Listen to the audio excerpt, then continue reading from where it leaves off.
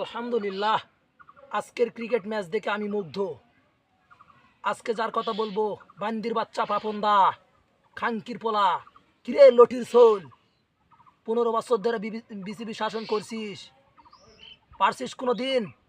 তুই তো শুধু খালি ঘুষ খায় খায় প্লেয়ার খেলাতি। আজকে নতুন বিসিবির সভাপতি, ইয়াং স্টার, ছাত্রদের নেতা, আমাদের শ্রদ্ধেয় ভাই, বিসিবিতে আসতে কিনা আসতে বাংলাদেশ তাকে একটি সুন্দর ম্যাচ উপহার দিতে চলেছে।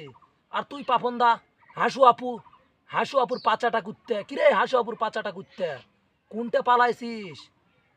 পারিসু, পারিসু এরকম একটা ম্যাচ দেখাবার?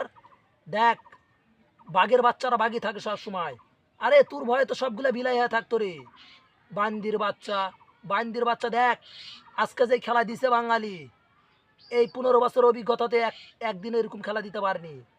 তোর 15 বছরের জীবনে কোনো রেকর্ড নাই বাংলাদেশ টিম এরকম খেলছে। দেখ, যেই পাকিস্তানদেরকে শত্রু ভাবতি, সেই পাকিস্তানের মাঠে বাংলাদেশের আজ পতাকা উড়ে। বাংলাদেশকে ভাই ভাই বন্ধু বন্ধু হিসাবে মানে।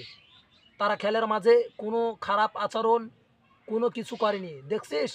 আর তুই তো থাকাকালীন শালা সব দেশের সাথে শালা গন্ডগোল হুট্টল হতেই থাকে রে। 15 বছর তো খালি এই বিসিবিটা একবারে এমনি এমনি ধন মারা দিছিস। পারিসনি তো, পারিসনি তো খেলা দেখাইতে, খেলা দেখাইতে। মামা খেলা দেখবি, এইবার খেলা দেখবি। খেলা হবে মাঠে।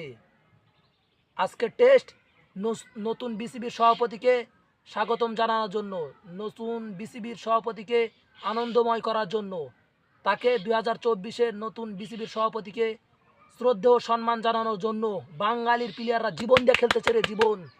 পারিসনি তো 15 বছরের রেকর্ডে। খালি বেতনই খাইছিস, কুত্তার বাচ্চা, সব টাকাগুলো ফালাই দিস।